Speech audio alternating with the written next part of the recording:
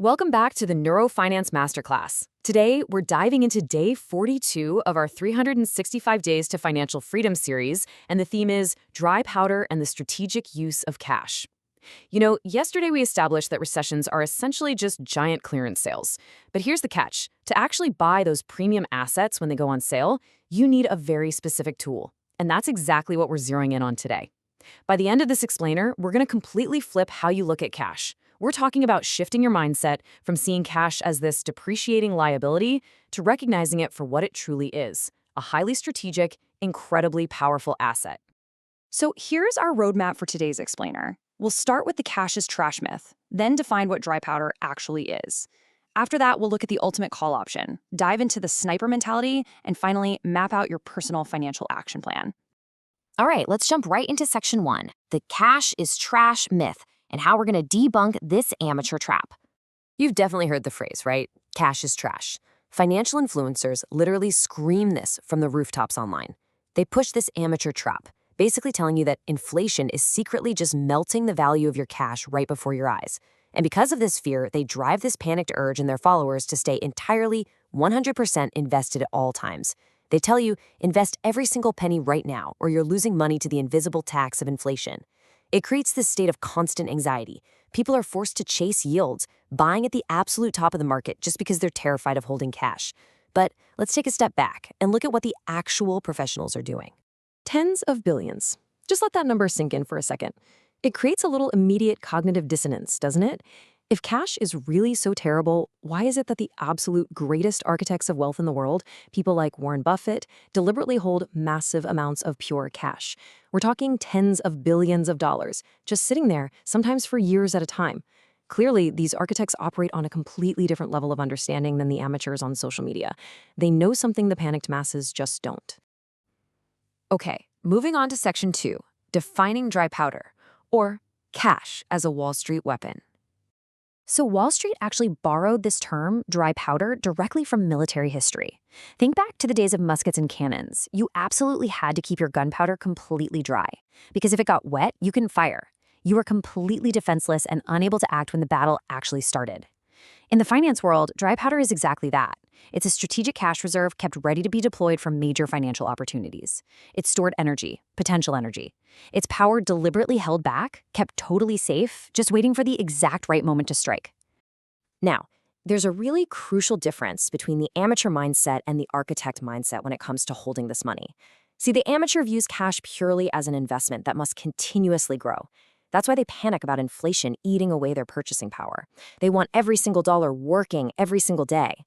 But the architect? The architect views cash as stored financial ammunition.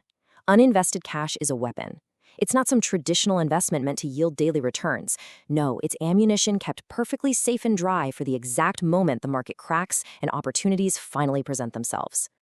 Which brings us to section 3, the ultimate call option, unlocking the power of uninvested capital.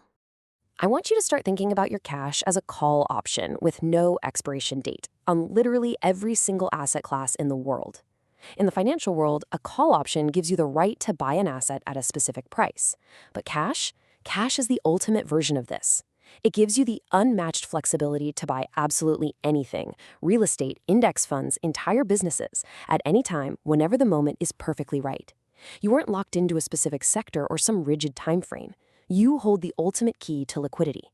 And what that means is, when everything else freezes up, you are the one dictating the terms. Let's visualize a very real scenario for a second. Imagine the market suddenly crashes by 40%. And hey, it happens. We've seen it multiple times in history. Now think about that amateur who listened to the online influencers and is 100% invested. When that 40% drop hits, they have absolutely zero power. They have no options. Literally all they can do is sit there totally paralyzed, watching their portfolio aggressively bleed out. They are trapped by their own lack of preparation, completely at the mercy of the market's downward spiral.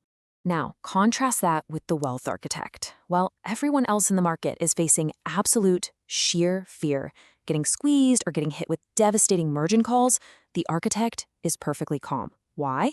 Because they are the liquidity in a market that's desperately thirsting for it. They just confidently walk right into the market with their dry powder, and they start buying premium, world-class assets for pennies on the dollar. They are utilizing that ultimate call option we just talked about, scooping up generational wealth while everyone else is in a total panic. Let's look at how to build this mindset in Section 4, the sniper mentality, and developing your neurofitness for market crashes. To actually hold this ammunition requires a massive psychological shift. You have to fundamentally upgrade your neurofitness. See, when you hold dry powder, you literally stop fearing market crashes. In fact, you actually start hunting for them. You become a financial sniper. You don't fire your capital blindly at every single target or every meme stock or whatever fleeting trend pops up on your feed. Instead, you sit quietly in the tall grass with your ammunition. You are deeply, profoundly patient, simply waiting for that perfect, high-probability shot to present itself. This level of emotional control, that is exactly what separates the truly wealthy from the middle class.